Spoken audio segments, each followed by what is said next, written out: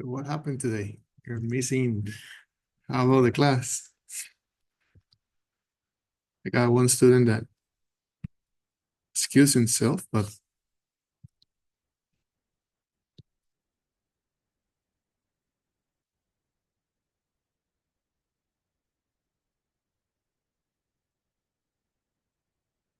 okay, so let's get started. We are getting towards the end of the semester, so today we're gonna do Lab 9, which is going to focus on the modeling of failures of machines and how do you include those as part of your model. So these are the type of situations in which you're planning and certain equipment may fail and you're keeping track of how often those failures are happening and you want to include that as part of your system in terms of the model. Or and also you're keeping track of how long it takes for you to complete the maintenance or the repair of the equipment. So you're essentially keeping track. It's like an interarrival time. The only difference is these interarrival times could be longer, right? So you're maybe looking at months or probably years of simulation time. These can also be used to model staff breaks. Like for example, in most companies, you will have an assigned time for lunch or for dinner, but there'll be certain type of breaks in which you are not necessarily scheduling them, like bathroom breaks and so on. So you can also keep track of how often your staff members may need to go to the restroom or may need to take a break. And you also can include that as part of your analysis.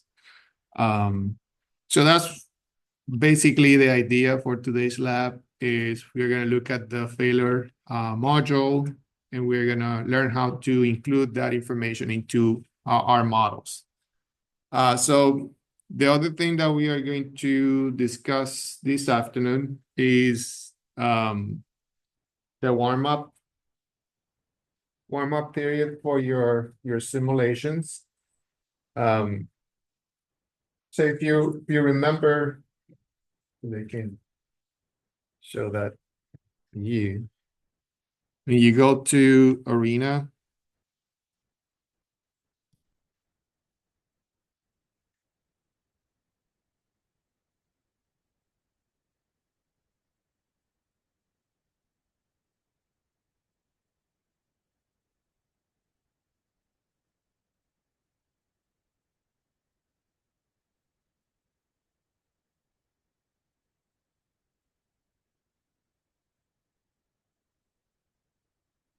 When you're setting up your replication parameters, there's an item here called warm-up period.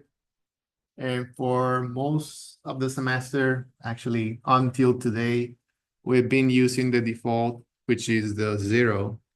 I want to talk about this before we get into the modeling because it's important. And I think it's going to apply also to your projects. So the idea of a warm-up, insert.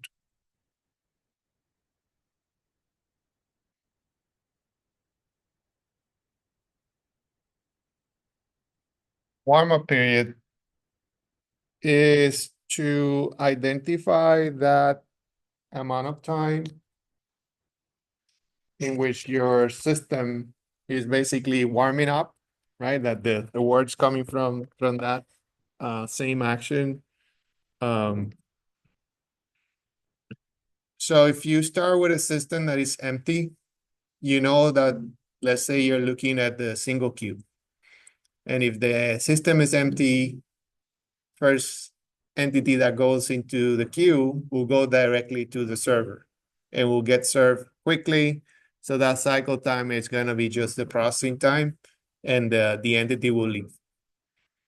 Same thing will happen for the second entity. It's like when you go to the store, let's say early in the morning, nobody's there. You can go quick, get whatever you need, and go in and out quickly. But if you go at 5 o'clock, where most people are leaving their jobs and getting into the store, it will take you a lot longer to get in and out from the store. So why is that important for us? The thing is, when you're studying a system, and let's say you're measuring time in system, or the cycle time, same thing. In this side, you're looking at time. For those first, let's say this is 30 minutes, 60, 90, 120.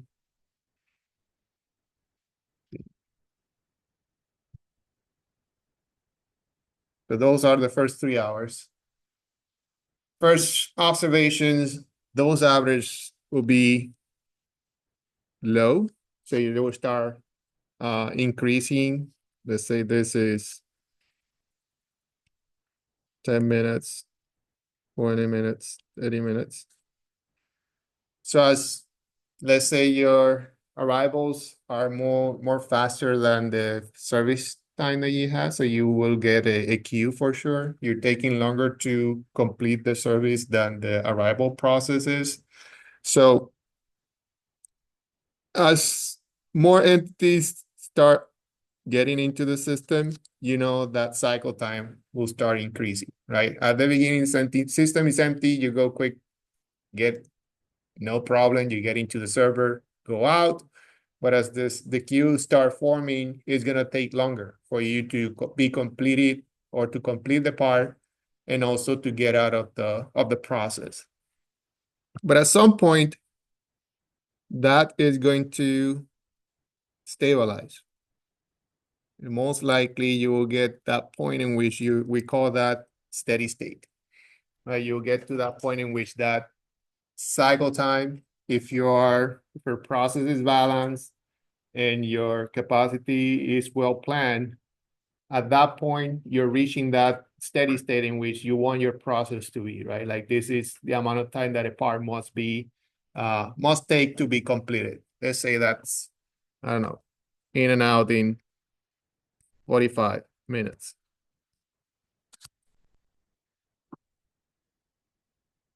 So if we can identify that steady state, then that's, in terms of our analysis, that's the point of in time in which we want to start analyzing our system.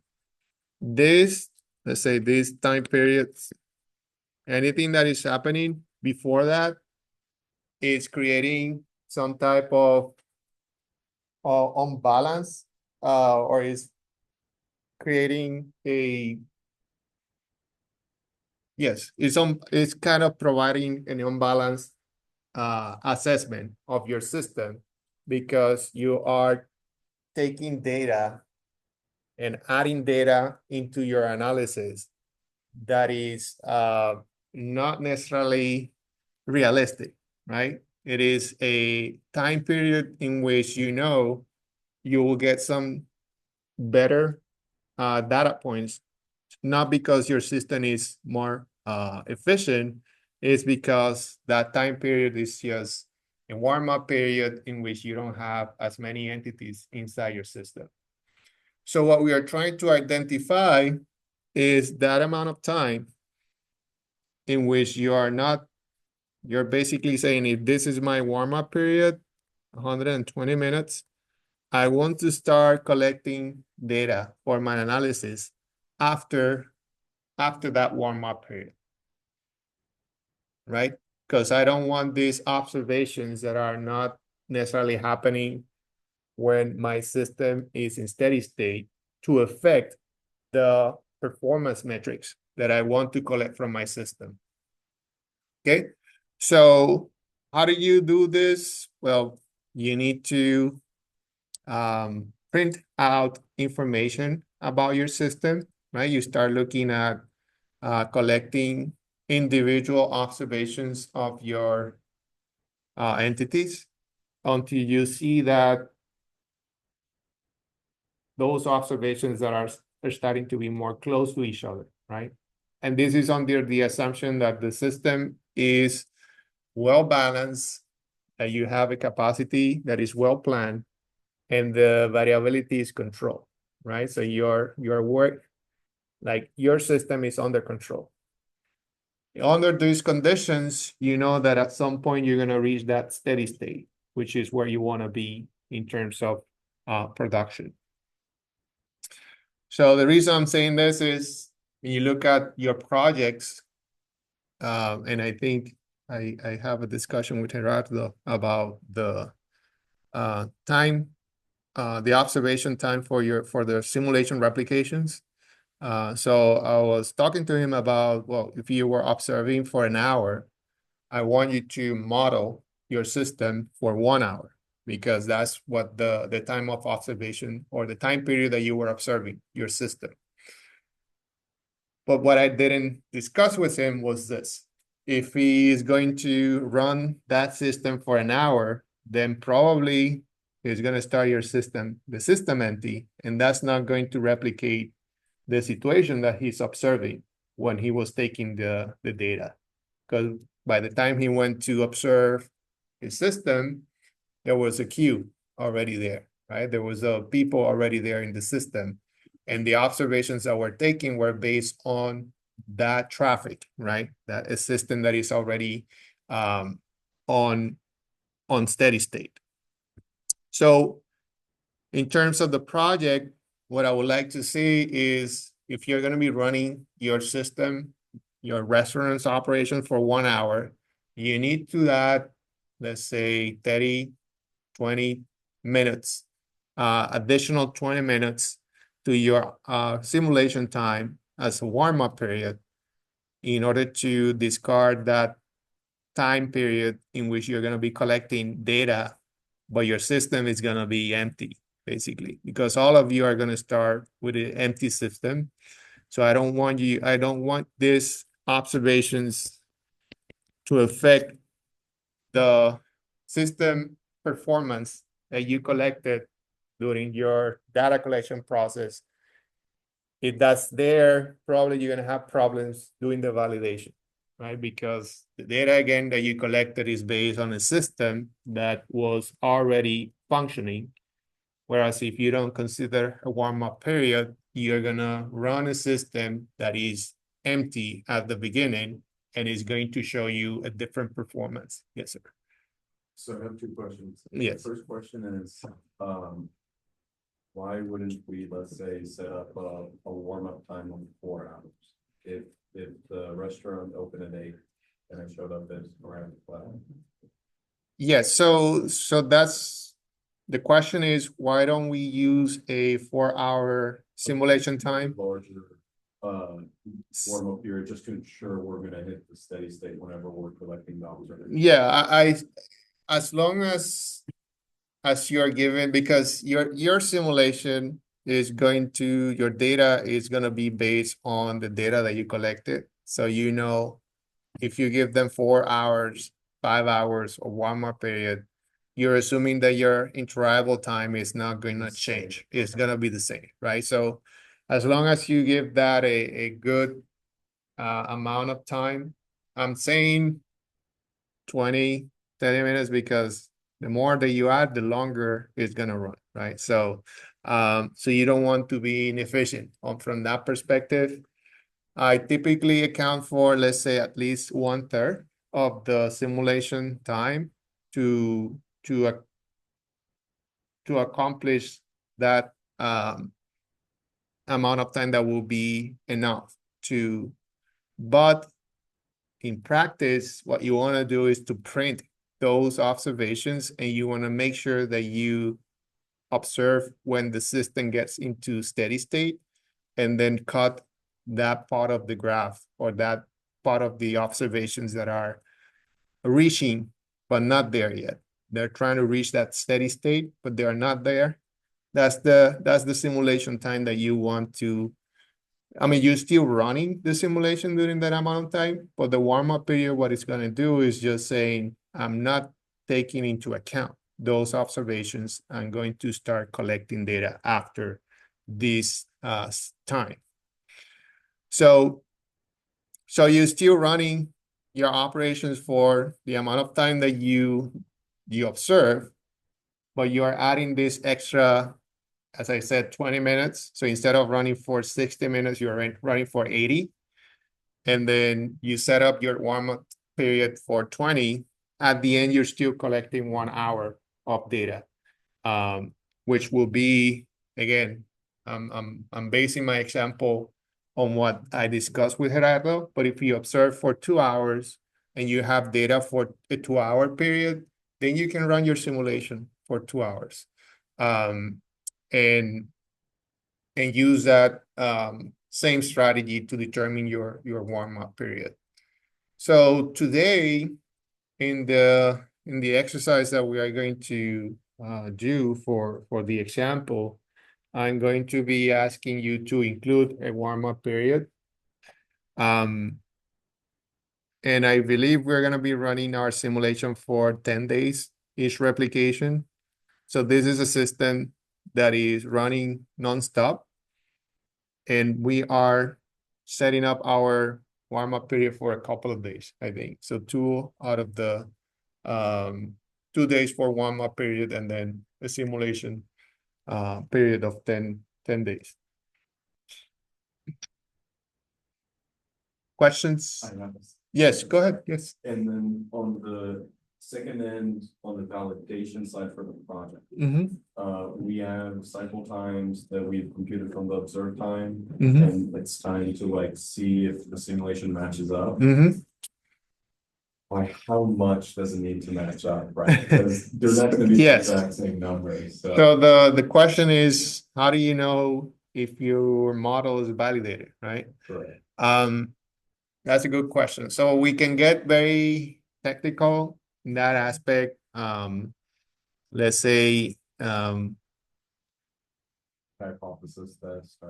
yes. But what I would typically recommend students is to be at least within the 10%. Like you can set up let's say some bounds. If you are within 10% of those real numbers that you collected, I think you should be okay. So I will check with you next week and see how far, how close are you, and then maybe consider, based on your system, what are the things that might be creating the differences, and maybe we can adjust those systems based on those specifics. So that's why I want to. And this is, I mean, every year we have the same situation. Students that I say, oh, well, I observe 10 customers being served every 10 minutes. My system is saying they're serving 20, and we can see, okay, let's see what are you missing, right? Because you're observing like a very high level, right? So you're observing basically three or four parameters from your system, but there are thousands of things that can happen, and you might not be accounting for every single decision. And those are the things that are going to be reflected in your results. Good. Any other question? Okay, so warm-up period. Again, we are trying to not take into account those observations that are coming in when your system is empty, because those are going to basically affect the performance of your system in a positive way. But when you're trying to validate your system, that might impact how close you could get, because again, your data was collected under the assumption that your system was already on steady state. So we want to make sure that we are comparing apples to apples, both systems are steady state, and that the observations are close based on those assumptions. Good. So let's talk about the failures.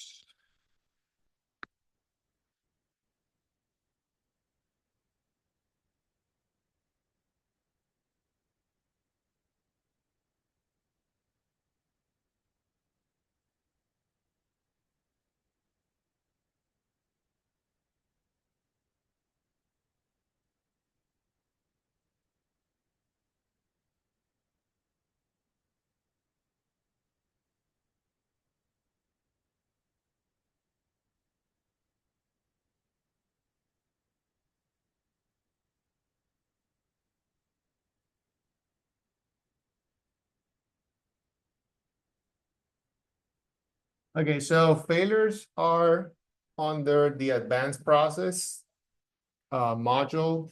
These are again those modules that look like a spreadsheet, and they allow you to define expressions in terms of multidimensional aggregates. So again, you can have as many failure modes according to the resources that you need to model.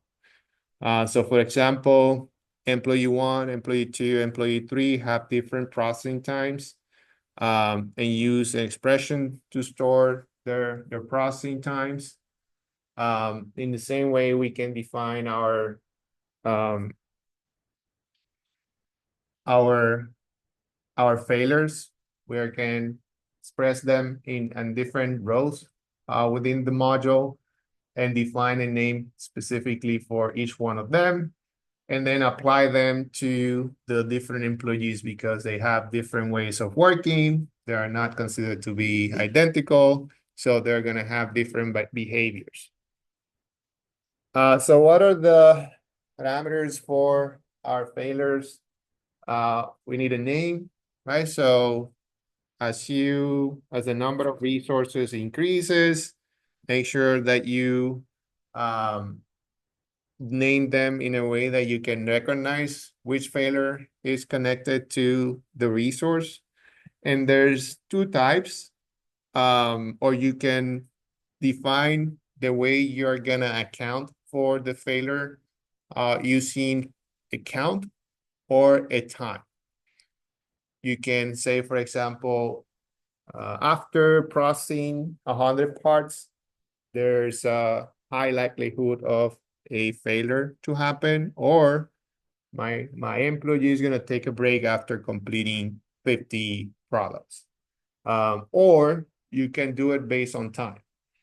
Let's say after 4 hours, my staff member is going to take a break, or based on a processing time or interval time for your failures, there's a likelihood and that this is going to happen with a normal distribution of, I don't know, 30 days and standard deviation of 15 days.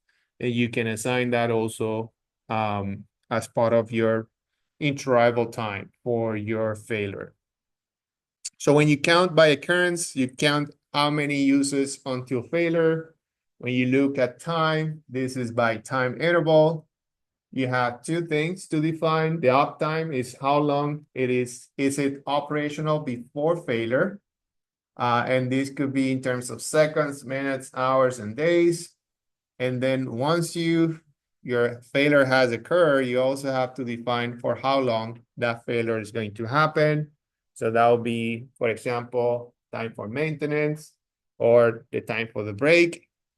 And there is, again, the uptime in these states only consider uptime given a certain resource state. So for instance, you can be on a shift for 4 hours, but if you specifically state that you want to account only the time that the resource is busy, not idle, then you can also do that in your definition. So this is uptime in this state only. You can write down, okay, if it is a machine, want the uptime to consider only BC. If you leave it without stating the state, it will take into account the processing time, including both BC and idle times. So the downtime is how long the machine is down. Downtime units is also seconds, minutes, hours, or days. So you can specify this by stating deterministic time, or also you can define a probability distribution based on your data observations. So here are some examples of the use of failures. So it could be for a worker goes on a break, for a machine that breaks down, a machine that needs scheduled maintenance, an employee gets sick and leaves work. So those are some of the situations. These are all methods in which a resource can fail. So we must think about the problem to determine how to classify a resource failure, right? So depending on the problem that you're observing, maybe the best way to model that failure for you is in terms of counts, or it's maybe better for you to take into account the time duration based on the probability distribution, if there's variability in how often that failure is going to happen or how long it's going to take. Or you can use a deterministic. Let's say you have a scheduled time for them to go out. So you can set up that as a deterministic value for your time. So it will depend on the problem that you're studying. Is there a way to set it up that the machine would need a worker to free up and approach it for it to start the maintenance? Yeah. Yeah. So all these things can be managed. So this way of setting up the maintenance, like for example, the schedules could be another way to set up a maintenance in which you're just gonna say, I'm gonna drop the capacity from 0 to 1. Yeah, in that way, you're basically looking at a deterministic time, right? You say for sure it's gonna happen at this time, and then it's gonna take 30 minutes. But if you have more uncertainty in terms of time, how long is it gonna take, you can use this strategy. Okay, so that's basically all we need to know for failures. We can look at was something else that I wanted to discuss. Yes, yes. So here we are. This is the same model that we covered last time, in which we had a 24-hour process. I adjusted the probabilities to 60-40 because we saw that it was not working with the student license. So 60-40 was working. So we can reuse what we did last time to work on the things that are new, which are basically here. What are the time between failures and the mean time to fix that failure for these two machines.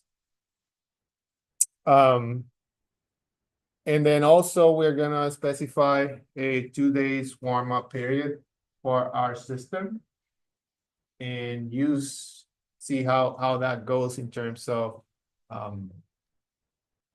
the running and the number of entities that we have allowed. So all of you have access to your model from last week. Check it out. If not, then I can share mine.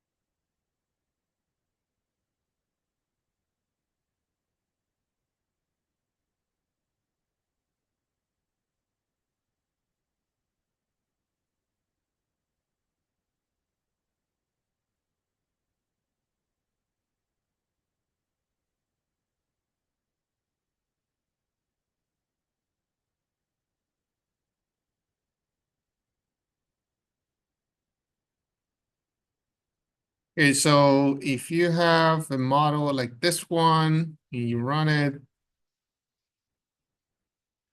should have something like this in terms of your results. 43.44 for the output report.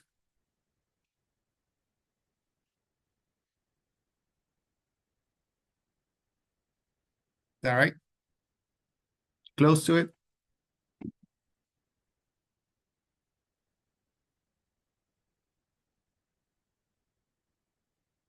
Okay. So let's see. Let's work with this model. So you can save it with a different name, put the Perez example 9. So here's where we are. We are going to look into the advanced process.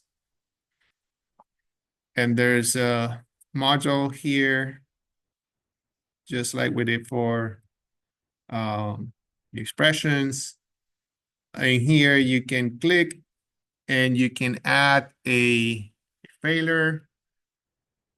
We need to set up the name for the failure. So let's say machine failure.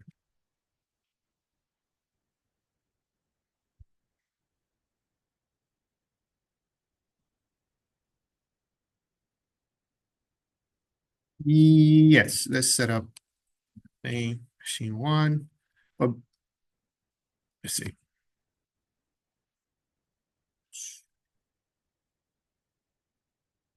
Yeah, so the failure we're going to apply to both them. Yes. It doesn't. Yeah, but since this one is running for less time, yes, I think it's a better idea just to work with machine 1 in this case. So is this gonna be based on counts or time? It's gonna be time, right? So once you change that type to time, you'll see that there's two times that you need to define the uptime and the downtime. And also you need to check the time units. So for uptime is the time between failures is going to be based on a Weibull 32.5. And the Weibull distribution is typical for these to model the interval times for failures. So Weibull 32.5.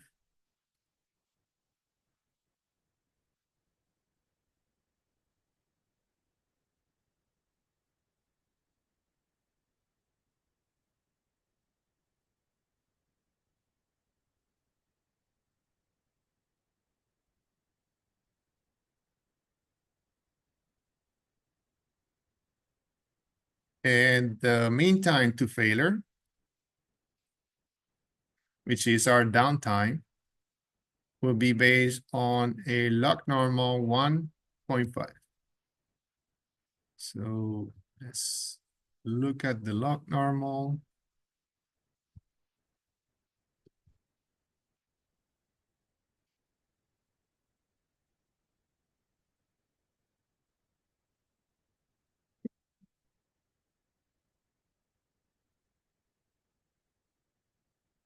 Okay. So one thing that I want to say, I've seen this happening a long time now. Students go and define the failure here, and that's good, but they often forget to go and assign the failure to the resource, right? So if you don't do that, it's like you're not defining anything, right? So so once you have defined this in here, and we're gonna come back to this uptime thing in a second. You have to go to your resource in basic process. And in here, you'll see there's a column in which you can assign a failure mode, right? So if you go to basic process and you click on the resource, you can assign here, you double click.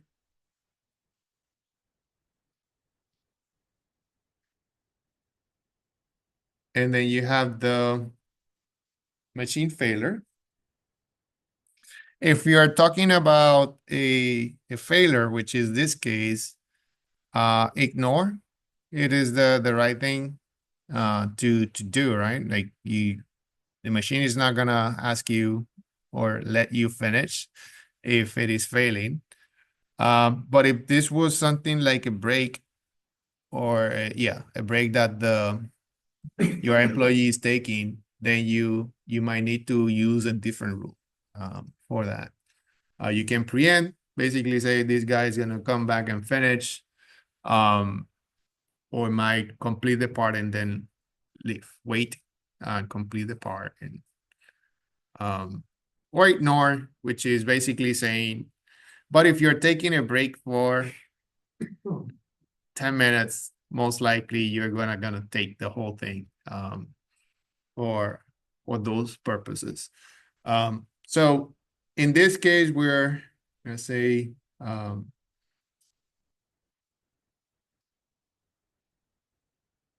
preempt, right? Stop. We're stopping. Part might not be completed. We need to fix the machine and then go back to it. And we are going to assign that only to machine one. Let's save this.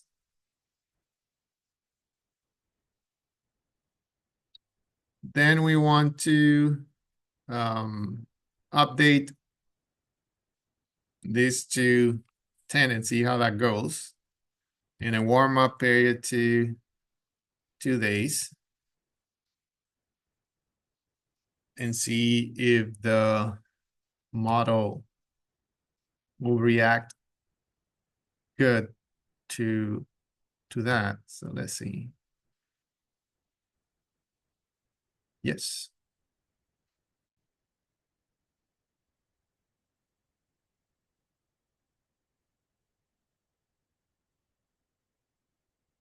So you're not seeing a big difference here, right? Let's see. I don't remember the, let's see. If I take the failure,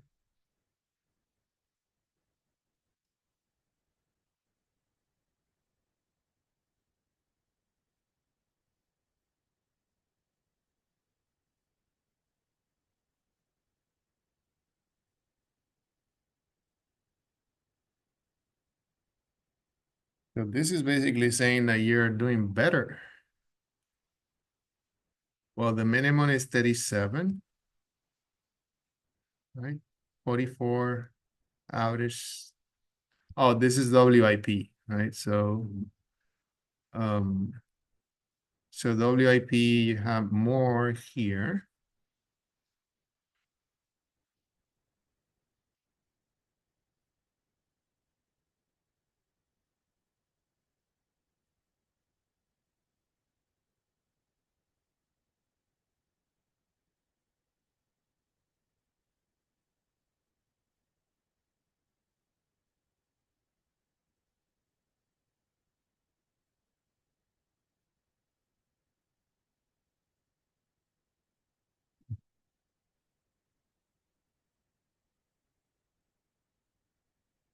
What was the maximum? Here's 46. Let's see, save. Wait, if you open up Notepad, you might have the whole Notepad stored in the.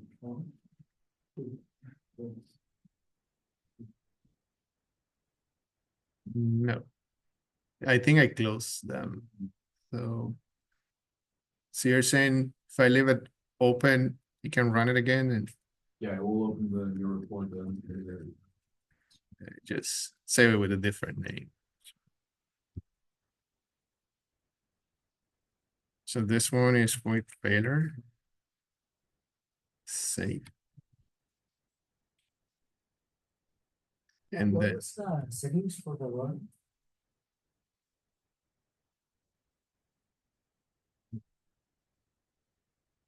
and now I want to remove this.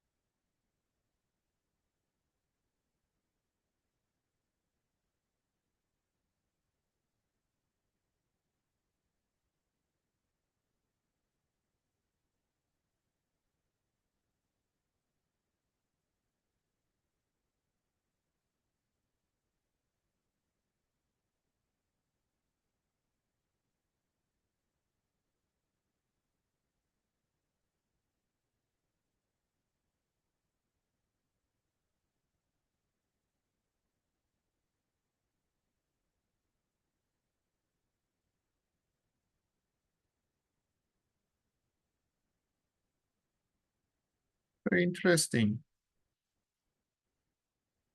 The failure is performing. Obviously, this is an average.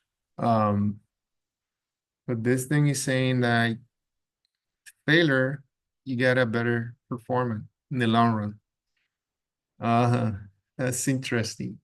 But they're very close actually. 44, 43.42. So let's try something else. So, because we didn't specify the state, right? Um, when we were running this. So let's do that again.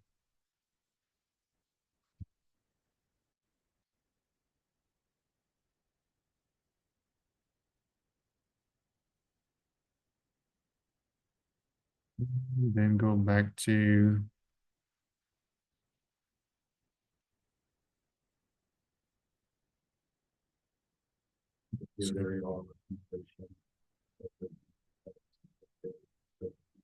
yes.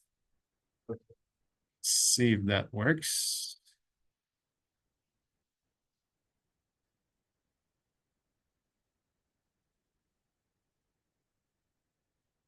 So now is higher, right? Yeah, see. I didn't save the other one. See, this is the one before.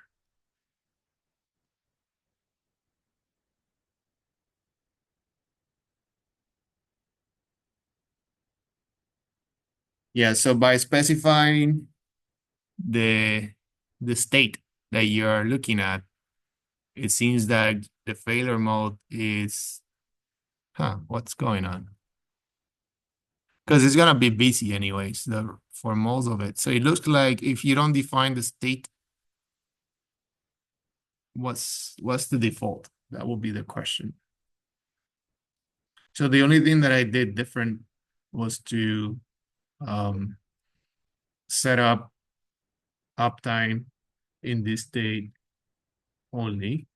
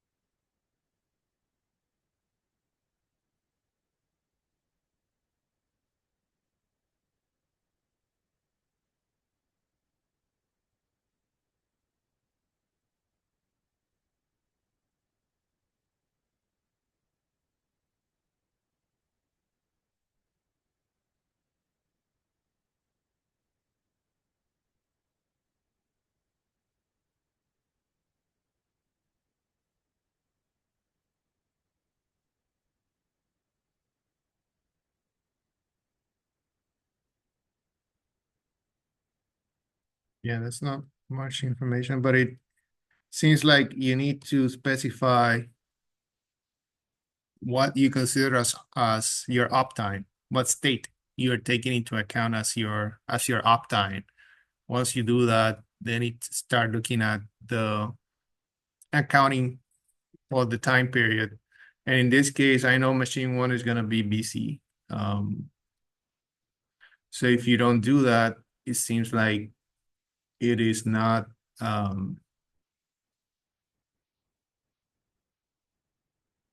accounting for the right amount of time to model that failure. Okay, so BC is the uptime in this state only is the BC state. I want to do that one more time just to show you the difference. So this would be, oh, we have all three here. So we have 44. You have 46 now with the failure. And what was the other one? This one? 43.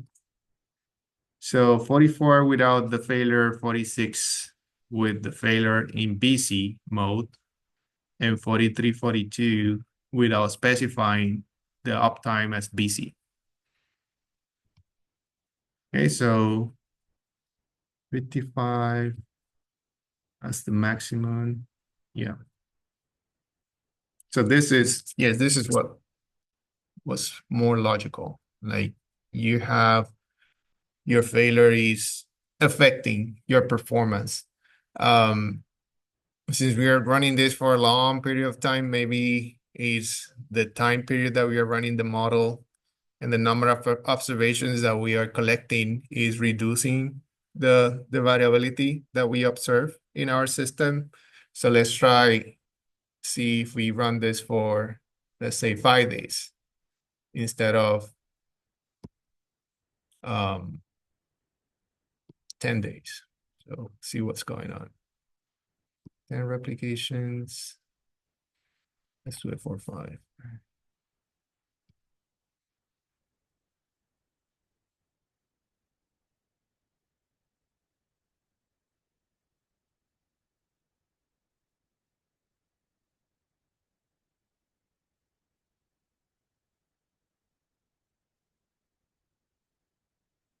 Average still in the 45, but you see the maximum now is way, way higher, 62.75.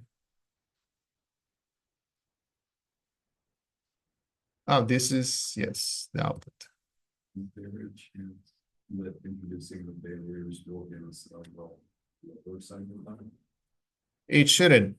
And as I show you here, problem that we had at the beginning was that we were not specifying the uptime in this state. So the model knows what is the time period that you're accounting for your failure. And it seems like if you don't specify the state, it might not collect the right time to model the next failure. I added cycle time to mine, and it seems like the cycle time is going down once you add the variant. Even with this? Yes, sir. Okay, so I let's thought see. that it might have been cap sensitive for busy, but it doesn't seem like this. So let's do that. Add attribute arrival.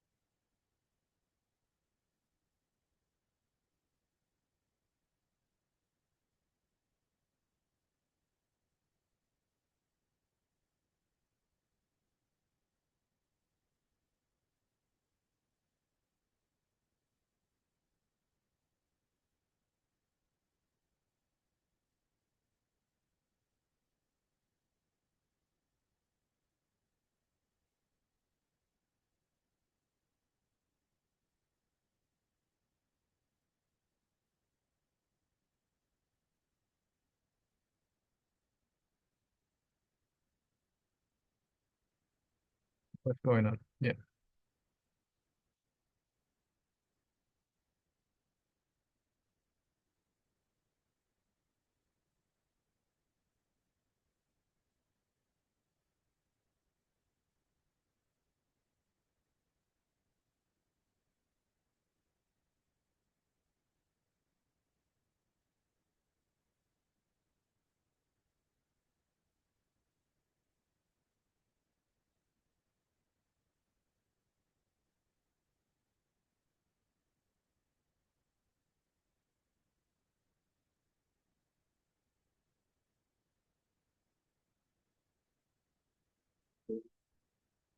Yeah, this is with failure. So I got 130, about 130. So save as.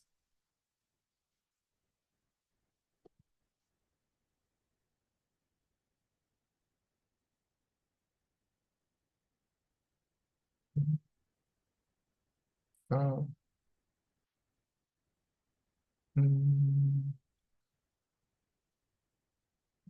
To resource.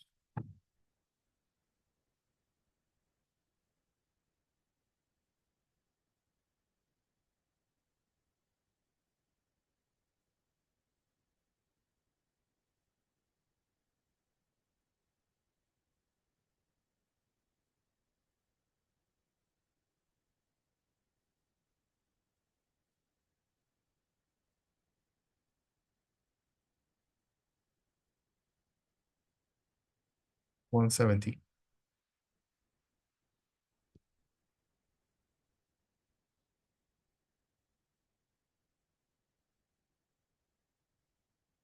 Yeah. So failure does affect. So yours about 12 minutes less without the failure. I have the schedule set up differently than what we did last class. Mhm. So my numbers are then different, but I'll just compare them. Yeah, so it shouldn't matter. Shouldn't matter. It has to be the same. Yeah. Um, the thing that I just realized is what this working process is doing is collecting the observation at the end of the day.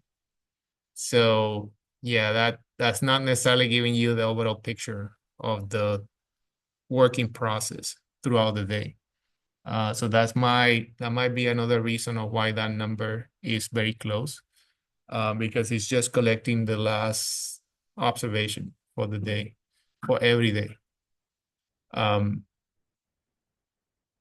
still, you see, once you specify that cycle time is still higher when you're looking at the failure. Um, good. Questions? Yeah, um, so on Wednesday, we're meeting for the completing the material for the production scheduling. And then, as I said, next week, we have a lab 10 that we can, it's a little bit more complicated than this one. I want to attempt that one because I think it's important, but I might not include that as part of the study material for the exam because it involves a lot of new blocks and I don't want you guys to get confused. But the lab is more on how do you set up material handling for your models, um, transporters and so on. So in case you need to involve material handling, because so far we've been assuming that you have a line that has conveyors move from one point to the other. But in reality, you might have forklifts moving from one point to the other and so on. So that'll be the lab for next week. And I also want to, and on Wednesday next week, we have a Wednesday for questions in terms of the exams and also maybe spend some time looking at your projects and see how that's going. Yeah, so we still have time. We have questions. we can address some of those questions now. You need to see me. We can talk also. If not, then let me stop the video. So you want the simulation to hit